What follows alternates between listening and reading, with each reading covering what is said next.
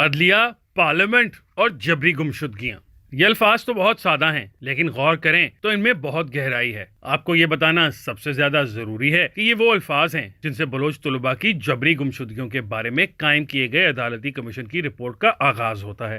یہ کمیشن 3 اکتوبر 2022 کو اسلام آباد ہائی کورٹ کے چیف جسٹس اطہر من اللہ کے حکم پر قائم کیا گیا۔ قومی اسمبلی کے رکن سردار اختر مینگل اس کمیشن کے کنوینر ہیں، جبکہ ارکان میں رضا ربانی، اسد عمر، سینیٹر کامران مرتضی، سینیٹر مشاہد حسین، افسریاب خٹک، سابق چیف سیکرٹری بلوچستان ناصر کھوسا، سپریم کورٹ بار ایسوسی ایشن کے سابق صدر علی احمد کرد، لمس کی پروفیسر آسما فیض، سیکرٹری ہیومن رائٹس حکومت پاکستان اور سیکرٹری سینٹ آف پاکستان شامل ہیں۔ کمیشن نے فروری 2023 میں اپنی رپورٹ مکمل کر کے اسلام آباد ہائی کورٹ کو پیش کر دی، لیکن اس رپورٹ کے بارے میں مکمل خاموشی ہے اور کارروائی آگے نہیں بڑھ رہی۔ اس کمیشن کی رپورٹ کا آغاز ان الفاظ سے ہوتا ہے: پاکستان ایک ایسے جمہوری عمل کی تخلیق ہے جس میں ووٹ کے ذریعے حق خود ارادیت کا اظہار کیا گیا۔ بانی پاکستان قائد اعظم محمد علی جناح ایک سچے آئین پسند تھے جو شخصی آزادیوں، قانون کی بالادستی اور انسانی حقوق پر یقین رکھتے تھے۔ انسانی حقوق کے بارے میں ان کا عزم اتنا مضبوط تھا کہ سپتمبر 1929 میں انہوں نے مرکزی قانون ساز اسمبلی کے اجلاس میں بھگت سنگھ کا دفاع کیا، جسے برطانیہ کی نو آبادیاتی حکومت نے سرکاری طور پر دہشت گرد قرار دیا تھا۔ اس تاریخی تناظر میں دیکھا جائے تو 21ویں صدی کے پاکستان میں جبری گمشدگیوں کے ذریعے شہریوں کی آزادی اور بنیادی حقوق کو سلب کرنا بالکل ناقابل قبول ہے۔ کمیشن نے اپنی رپورٹ کے پہلے صفحے کے پہلے پیراگراف میں بانی پاکستان کے بارے میں ایک ایسی تاریخی سچائی کا ذکر کیا ہے جسے ریاست پاکستان نے ہمیشہ اپنے شہریوں سے چھپایا ہے۔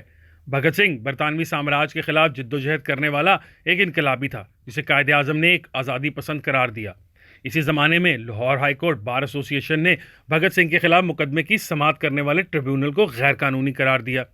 لاہور ہائی کورٹ بار کے اس بیان پر علامہ اقبال نے بھی دستخط کیے، جس کے ٹھوس دستاویزی شواہد موجود ہیں، لیکن افسوس کہ قائد اعظم اور علامہ اقبال کے پاکستان میں آج بھی سامراجی طاقتوں کی گماشتہ اشرافیہ نے غیر قانونی ہتھ کنڈوں کے ذریعے عوام کی اکثریت کو اپنا غلام بنا رکھا ہے۔ آج پاکستان کی بڑی یونیورسٹیوں میں بلوچ طلباء کو نسلی امتیاز اور جبری گمشدگیوں کا سامنا ہے۔ بلوچ طلباء کی جبری گمشدگیوں کے خلاف خاتون وکیل ایمان مزاری نے اسلام آباد ہائی کورٹ میں آئین کی دفعہ 199 کے تحت ایک درخواست دائر کی تھی۔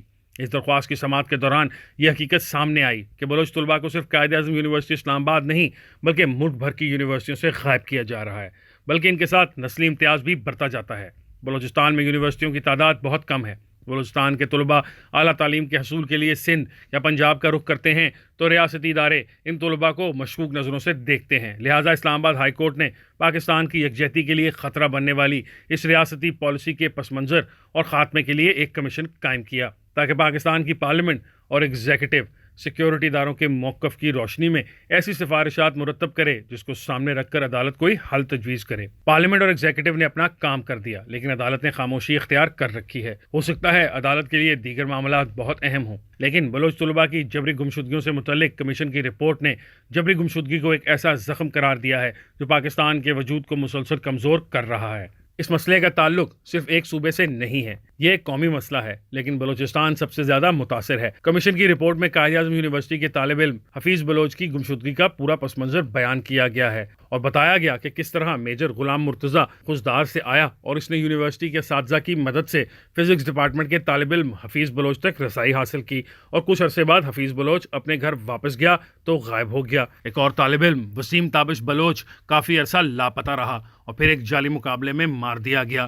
اس کمیشن نے وزیر اعلیٰ بلوچستان، آئی جی بلوچستان اور کوئٹہ میں voice of Baloch missing person کے احتجاجی کیمپ میں موجود متاثرین سے بھی ملاقاتیں کی۔ کور کمانڈر کوئٹہ سے ان کی مصروفیات کے باعث ملاقات نہ ہو سکی۔ کمیشن نے اپنی رپورٹ میں کہا ہے کہ پاکستان بھر میں بلوچ طلباء کے ساتھ ہونے والا سلوک آئین پاکستان کی دفعہ 9، 10 اور 25 کی کھلم کھلا خلاف ورزی ہے۔ رپورٹ کے صفحہ 62 پر کہا گیا ہے کہ سیکیورٹی اداروں نے بلوچ طلباء کے اغوا میں ملوث ہونے کی تردید کی ہے، لیکن واقعاتی شہادتوں سے پتہ چلتا ہے کہ بلوچ طلباء کی جبری گمشدگیوں میں ریاستی ادارے ملوث ہیں اور ان کا یہ عمل اقوام متحدہ کی چارٹر کے دفعہ 55 کی خلاف ورزی ہے۔ صفحہ 64 پر یہ انکشاف کیا گیا ہے کہ بلوچستان یونیورسٹی کے وائس چانسلر کی رہائش گاہ پر ایف سی کے ایک افسر نے قبضہ کر رکھا ہے۔ 2021 میں بلوچستان یونیورسٹی کے اغوا ہونے والے 2 طلباء کا تاحال کوئی پتہ نہیں۔ صفحہ 67 پر حکومت پاکستان کی طرف سے 2011 میں جبری گمشدگیوں کی انکوائری کے لیے قائم کی گئے کمیشن کی کارکردگی پر شدید مایوسی کا اظہار کیا گیا۔ کئی سال سے یہ کمیشن ایک متنازع شخصیت جسٹس ریٹائرڈ جاوید اقبال کی سربراہی میں کام کر رہا ہے۔ لاپتہ افراد کے اہل خانہ ان صاحب سے شدید نالاں ہیں۔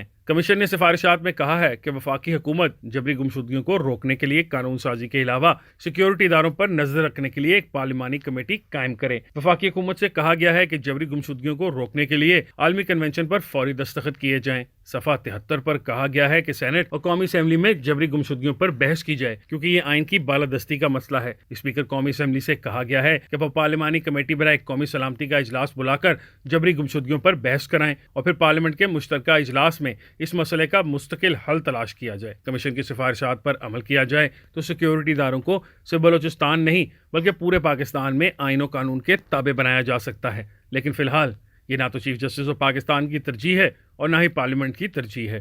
چیف جسٹس، وزیر اعظم، وزیر داخلہ، وزیر دفاع، اسپیکر قومی اسمبلی اور عمران خان کا تعلق پنجاب سے ہے اور وہ پنجاب کی لڑائی میں مصروف ہیں۔ حالانکہ جبری گمشدگی صرف بلوچستان نہیں پورے پاکستان کا مسئلہ ہے۔